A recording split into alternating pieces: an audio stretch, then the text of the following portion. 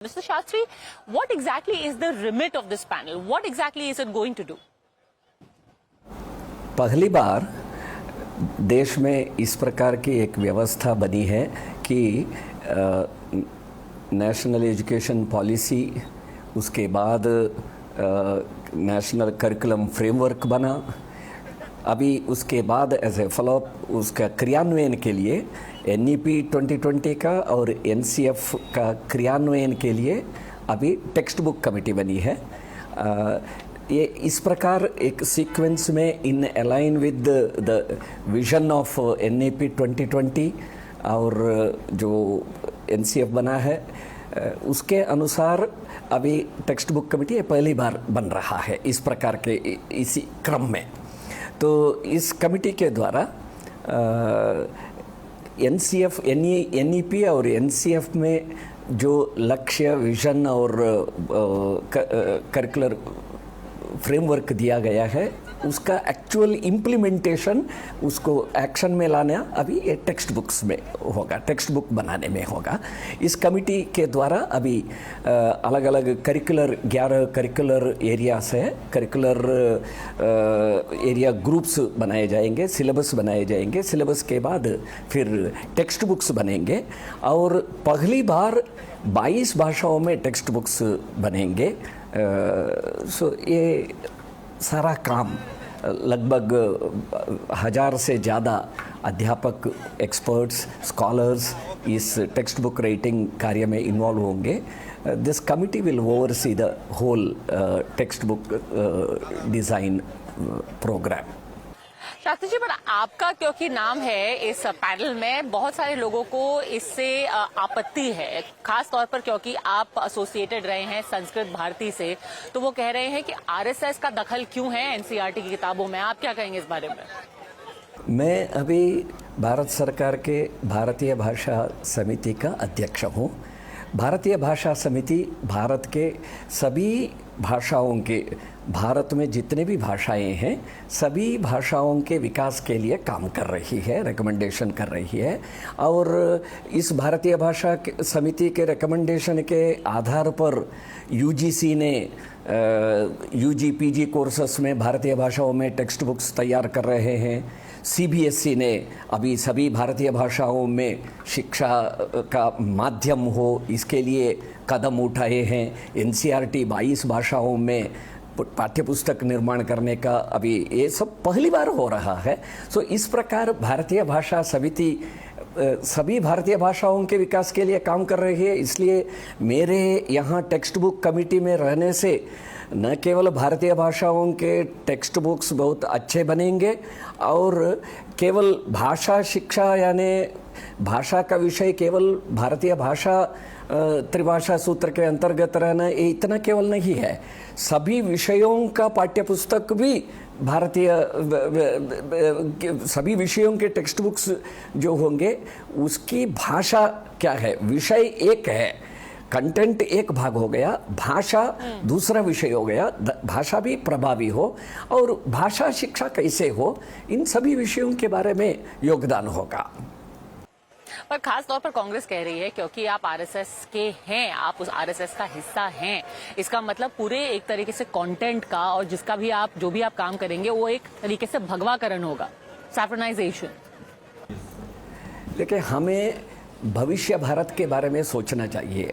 ये जो माननीय प्रधानमंत्री जी और माननीय शिक्षा मंत्री जी का कहना है अमृत काल का प्रारंभ हुआ है, इस अमृत काल में अगले 25 साल में भारत का विकास किस प्रकार हो और भारत के नौजवान किस प्रकार विश्व स्तर पे रोजगार क्षेत्र हो, टेक्नोलॉजी क्षेत्र हो, साइंस क्षेत्र हो, सभी क्षेत्रों में भारत के विद्यार्थी आगे विश्व स्तर के होंगे, उसके बारे में सोचना चाहिए।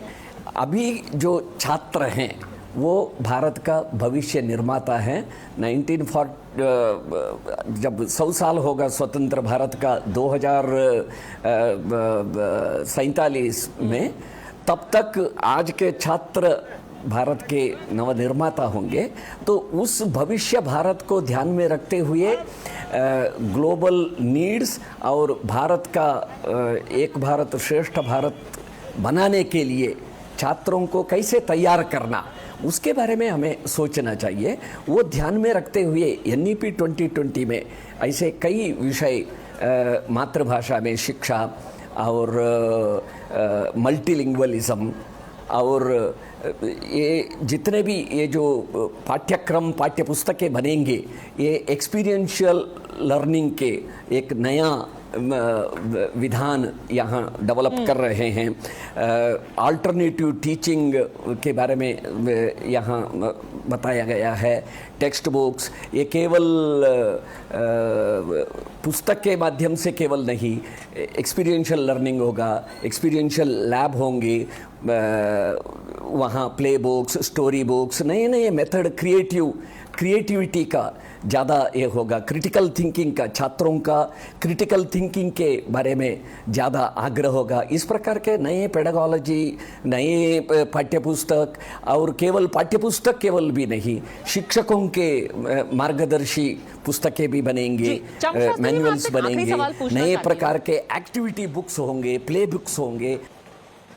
जी, मैं आपसे एक आखिरी सवाल ये पूछना चाहती हूँ कि जैसे कई सारे ऐसे चैप्टर्स थे जो कि NCERT ने फेज आउट कर दिए। केरला गवर्नमेंट ने फॉर एग्जांपल बोला है कि वो जो चैप्टर्स हैं, भले से ही नाथुराम गोडसे के ऊपर हों या फिर गोधरा राइट्स के ऊपर हों, उनको वो वापस लेकर के आएंगे और सप्लीमेंट्री टेक्स्ट बुक देंगे। जो NCERT की टेक्स्ट बुक है उनके अलावा सप्लीमेंट्री टेक्स्ट बुक देंगे केरला के छात्रों को।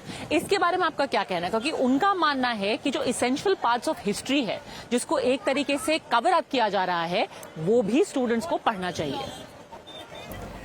देखिए, एक ये जो भारत की ये जो व्यवस्था है, प्रजातांत्रिक व्यवस्था है, इसमें बहुत से ऐसे इस प्रकार के फ्लेक्सिबिलिटीज़, फेडरलिज्म, ये सब है, ये रहेंगे ही। इतने 1.25 करोड़ लोगों का जो लोगों के लिए जो व्यवस्था है, इसमें सब प्रकार के लोग रहते हैं। लेकिन हम सबको मिलके क्या करना, इसके बारे में सोचना चाहिए। सब मिलके करने कैसे, एक देश एक दिशा में अगर जाता है तो देश का विकास जल्दी होगा। तो इसमें जो नए इसमें नीति में, NEP में जो अच्छे बातें हैं और NCF में जो अच्छे बातें हैं, इन अच्छे बातों को आगे हमें कक्षा तक पहुंचाना, यह हमारा मुख्य विषय होना चाहिए। उसके बारे में हमें ज़्यादा सोचना चाहिए। जहाँ जहाँ हम जैसे कौशल बढ़ाना, क्रिएटिव थिंकिंग बढ़ाना और इस प्रकार के चीज़ों के बारे में ज़्यादा ध्यान देना चाहिए, ऐसा मुझे लगता है।